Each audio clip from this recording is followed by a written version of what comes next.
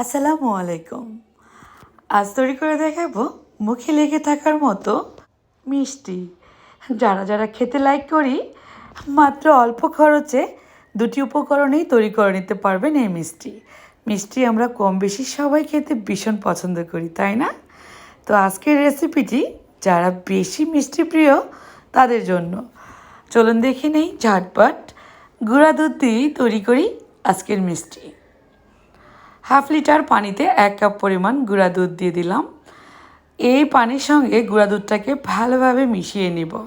আমি এখানে ডিপ্লোমা ব্র্যান্ডের দুধ ব্যবহার করেছি। আপনারা আপনাদের পছন্দ মতো যে কোনো ব্র্যান্ডের দুধ ব্যবহার করতে পারেন। চাইলে কিন্তু গরুর দুধ বা প্যাকেটের লিকুইড দুধটাও নিতে পারেন।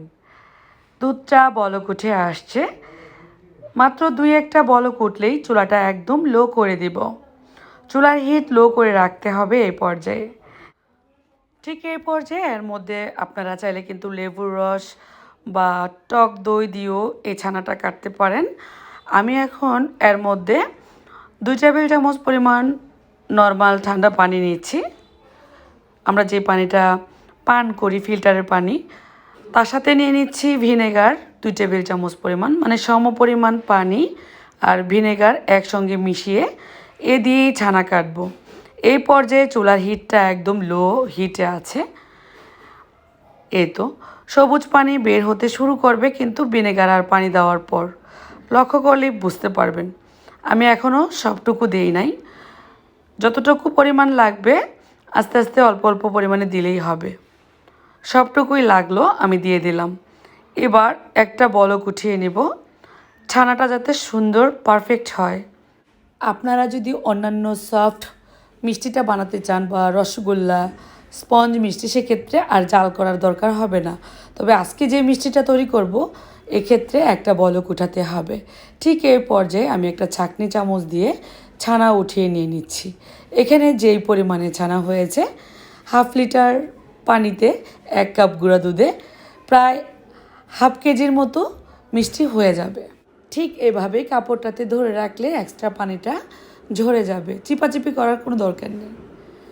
এবার চলে আসলাম আবারও কিচেনে। একটা প্যান বসিয়ে দিচ্ছি, 2 টেবিল চামচ পরিমাণ দিয়ে দিচ্ছি ঘি। এবার এই ঘিয়ের মধ্যে দিয়ে দিব ছানা।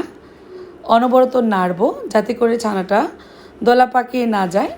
স্প্যাচুলা দিয়ে ভালোভাবে ছানাটাকে ছাড়িয়ে নিব। অনবরত নাড়লেই দেখবেন ছানাটা সুন্দর একটার সাথে একটা লাগবে না, ঝুরঝুরে হয়ে যাবে। এর মধ্যে দিয়ে দিলাম কনডেন্স মিল্ক 1/3 কাপ পরিমাণ। কনডেন্স মিল্কটা দিলেই কিন্তু মিষ্টির স্বাদটা পুরোপুরি আসবে। চাইলে এই জায়গায় আপনারা কনডেন্স মিল্কের পরবর্তীতে চিনিও ব্যবহার করতে পারেন। সেক্ষেত্রে আপনাদের পছন্দ মতো চিনি অ্যাড করবেন। কনডেন্স মিল্ক দেওয়ার পর সবশেষে দিয়ে দিচ্ছি 2 আইটেমের বাদাম, কাজু বাদাম আর কাঠবাদাম, কিছুটা পরিমাণ কিশমিশ। খুবই হেলদি হবে এই মিষ্টিটা, আর খেতেও ভালো লাগবে, কামড়ে কামড়েই মজা। আরও কিছুক্ষণ নেড়ে নামিয়ে নিলাম। এমন একটা পর্যায়ে নামাবো একটু ভেজা ভেজা থাকবে, আর গরম গরম অবস্থায় এটাকে সমান করে নেব, তাহলে কিন্তু কাটতেও সুবিধা হবে। এবার এটাকে সন্দেশ মিষ্টিও বলতে পারেন, ছানার মিষ্টিও বলতে পারেন, তবে সফট হবে এই মিষ্টিটা, শক্ত হয়ে যাবে না, মুখে দেওয়ার পরেই মিলিয়ে যাবে। একটু দানা দানা থাকবে এই ছানার মিষ্টিটা। যদি ছানাটা আপনারা হাতে মেশ করে নেন, মানে একদম মিহি করে চেটকিয়ে নেন, তাহলে কিন্তু আজকের যে মিষ্টিটা বানাচ্ছি এমন স্বাদটা পাবেন না। আর আমি যেভাবে তৈরিটা করলাম ঠিক এভাবে তৈরি করলে ছানার একটা টেস্ট পাবেন, আর মিষ্টির টেস্টটা তো অটুট থাকবেই। ঠিক 5 মিনিট পর আমি একটা ছুরি দিয়ে কেটে নিচ্ছি। আপনাদের পছন্দ মতো সাইজ করে কেটে নিতে পারেন, তবে 1 থেকে 1.5 ঘন্টা পর কাটলে একটু শক্ত হবে, আর সঙ্গে সঙ্গে কাটতে গেলে একটু নরমই থাকবে। নরম নরম খেতেও ভালো লাগে এই মিষ্টিটা, শক্ত হয়ে গেল খেতে ভালো লাগে, তবে তেমন শক্ত হবে না। হয়ে গেল মজার ছানার মিষ্টি। ছানা বাদামের এই মিষ্টিটা কামড়ে কামড়ে মজা, ট্রাই করে ফেলবেন। আমার আজকের রেসিপি ভালো লাগলে বেশি বেশি করে শেয়ার করে দিবেন, আর কেমন লাগলে কমেন্টে লিখে জানাবেন। আজ তাহলে বিদায়, আল্লাহ হাফেজ।